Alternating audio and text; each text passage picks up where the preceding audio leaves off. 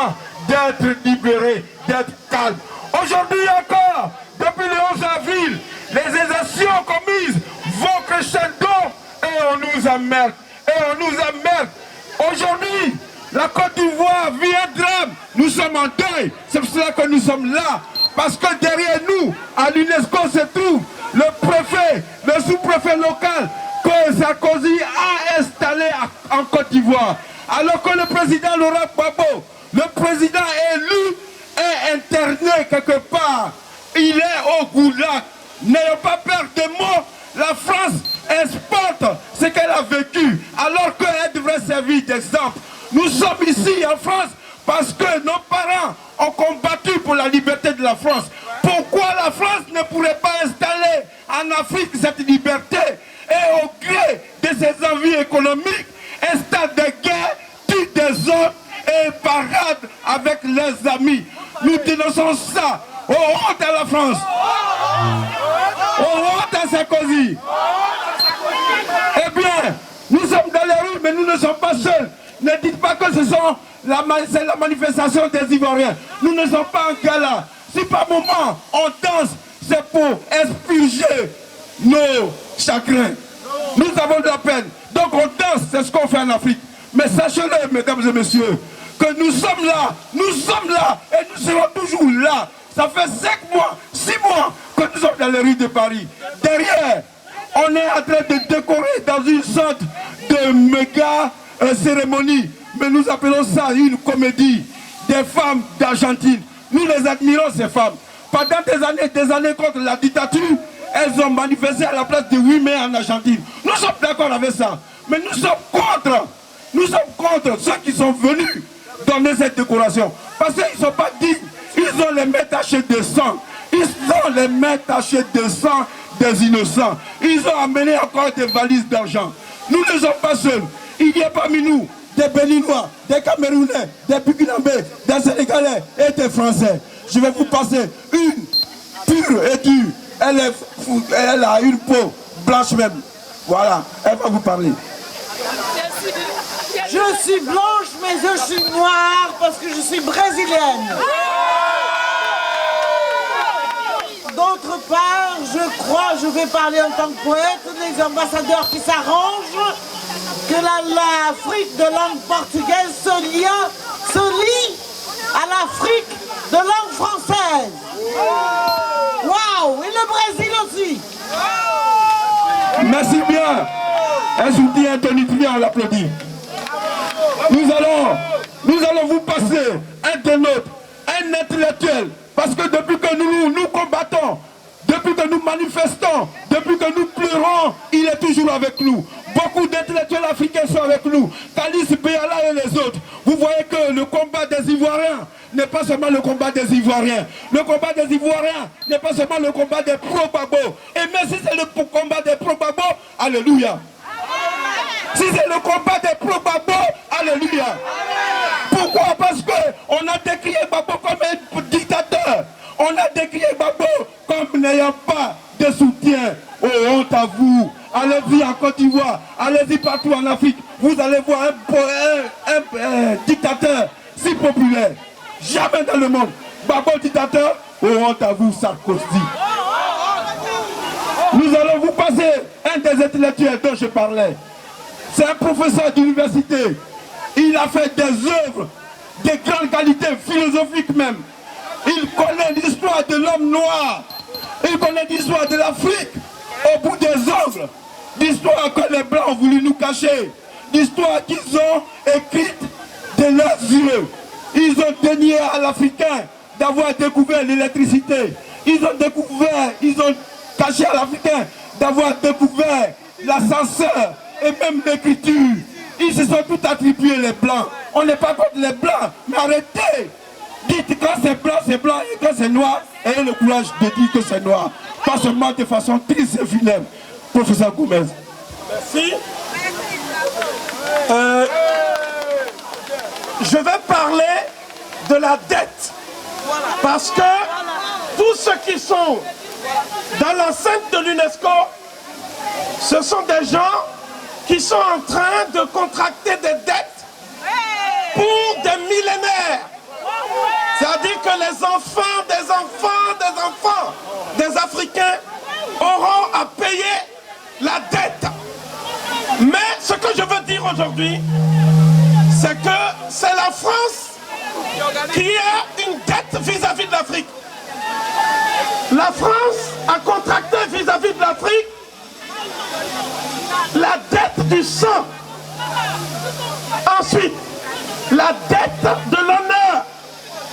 Ensuite, la dette de l'or. La dette du sang. Pourquoi? Tous ces jeunes soldats français qui sont là, qui reçoivent les instructions de Claude Guéant, jamais on ne leur dira comment la France a été libérée. Lorsque la guerre, je vais parler de la guerre, la dette du sang.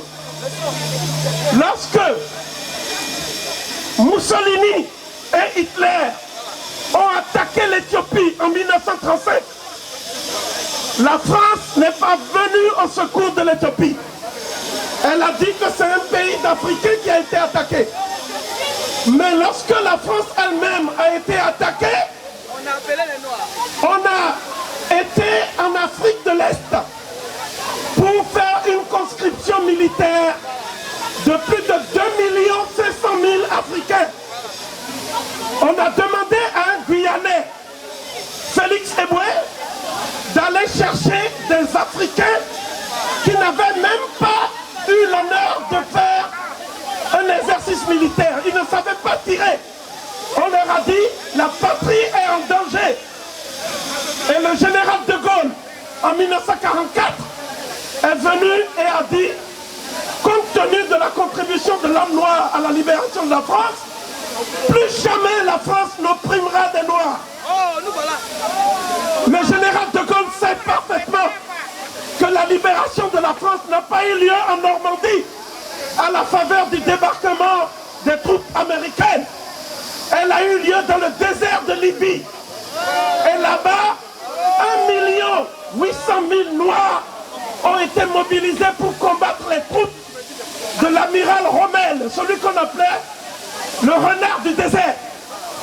Il y avait une bataille aérienne, une bataille navale et une bataille terrestre. Qui est mort?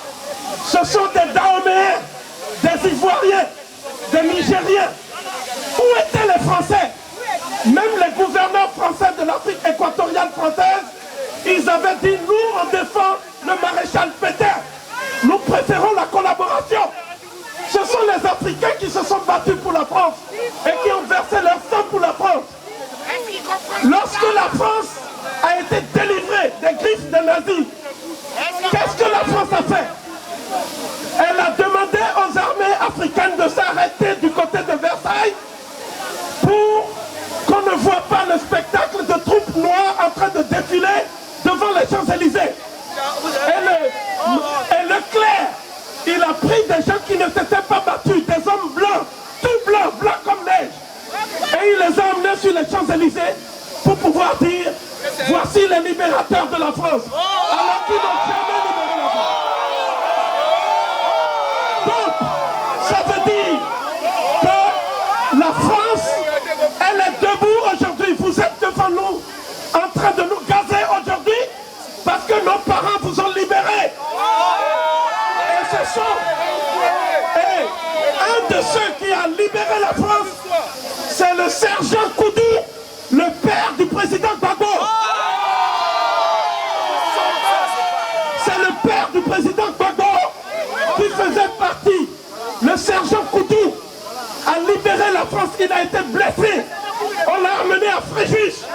Et le sergent Koudou, son officier supérieur, est mort dans ses bras. C'était un blanc. Il s'appelait Laurent. C'est pour ça que le père du président Gbagbo a prénommé son fils Laurent. Comment se fait-il que la France puisse bombarder le palais de Laurent Gbagbo, puisque c'est grâce aux parents de Laurent Gbagbo que vous êtes devant nous en train de nous gazer aujourd'hui.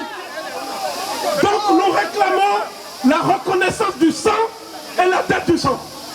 Deuxièmement, il y a la dette de l'honneur. Parce que tous ceux qui sont ici, si aujourd'hui la langue française est parlée dans le monde, C'est parce qu'il y a des millions d'Africains qui sont locuteurs de la langue française. Les Français eux-mêmes ne connaissent pas la langue française. Ce sont les Africains qui sont aujourd'hui les locuteurs de la langue française. Il y a plus de 120 millions d'êtres humains qui parlent français. C'est pour ça que vous avez l'Organisation internationale de la francophonie. S'il n'y avait pas l'Afrique, la France serait moins importante que l'Albanie dans le concert des nations. C'est l'Afrique qui porte culturellement la France. Et lorsque le président de la France dit que l'homme noir n'est pas entré dans l'histoire, le président de la France est peut-être un avocat, mais il est nul en histoire. Parce que c'est de l'Afrique que l'histoire est partie. C'est de l'Afrique que le souffle de la civilisation a pris son envol. La civilisation de l'Égypte pharaonique, de l'Éthiopie, Ghana, Mali, Songhai, Zimbabwe, tout ça c'est l'Afrique. Et c'était à une époque où il n'y avait même pas de royaume en France. Tout le monde habitait ici dans des grottes. Donc, la dette de l'honneur, c'est aussi la dette de l'Afrique. Maintenant, je parlerai de la dette de l'or. Et je finirai sur ça. On a parlé de valises de billets. Eh bien, il faut savoir que ce n'était pas des valises, mais les billets de l'Afrique viennent ici en France par conteneurs entiers. C'est des conteneurs. C'est l'Afrique qui a financé la campagne électorale de la plupart des présidents de la 5e République. L'Afrique a financé la campagne de De Gaulle contre Mitterrand. C'est Jacques Foccart qui allait chercher les billets. C'est l'Afrique qui a financé la campagne du président Pompidou. C'est l'Afrique qui a financé la campagne du président Giscard d'Estaing. Puisque Giscard d'Estaing allait chercher carrément des diamants chez Bokassa. C'est l'Afrique qui a financé la campagne de François Mitterrand. Puisque Jean-Christophe Mitterrand, celui qu'on appelait Papa Madi, allait chercher les billets en Afrique. C'est l'Afrique qui a financé la campagne de Jacques Chirac, puisque Jacques Chirac lui-même a dit que tout ce que la France a comme trésor et butin de guerre, c'est parce que l'Afrique a été pillée et saignée. Enfin, c'est l'Afrique qui finance la campagne de Sarkozy, parce que Michel de Bonnecorse a dit que Sarkozy aussi a reçu des billets. Donc à partir de maintenant, l'Afrique cessera de financer les campagnes de la France pour financer son propre développement. Nous voulons que les Africains mettent leur argent au service de l'avenir, l'éducation, la santé de leurs enfants, au lieu de mettre leur argent au service de ceux qui font la chasse aux noirs dans les rues de France. Nous allons peser sur l'élection présidentielle. Nous allons prendre nos responsabilités parce que parmi nous, il y a des Français. C'est à ces jeunes Français que je m'adresse. C'est le mot de la fin. Je leur demande, sans rancune, sans haine, faites votre devoir. Montrez à la France que nous n'avons pas de dette vis-à-vis d'elle, mais que c'est elle qui a une dette vis-à-vis de nous devant l'histoire. Merci.